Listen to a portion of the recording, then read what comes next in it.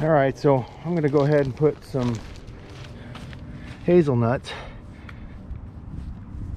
the beaked hazelnuts that are native here in the Pacific Northwest, in this bed. I also have a couple chestnuts that I collected from a park.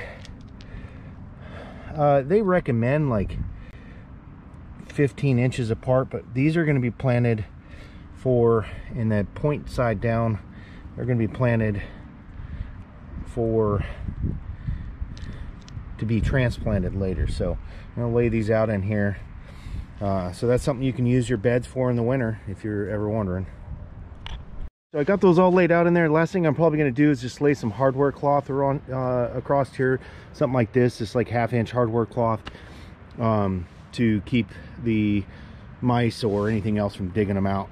So, and then come back in the spring when they're seedlings and transplant them in pots, and then let them grow until I'm ready to transplant them out onto the property and other places. Thanks for watching. Check out our website, theravenwoodacres.com.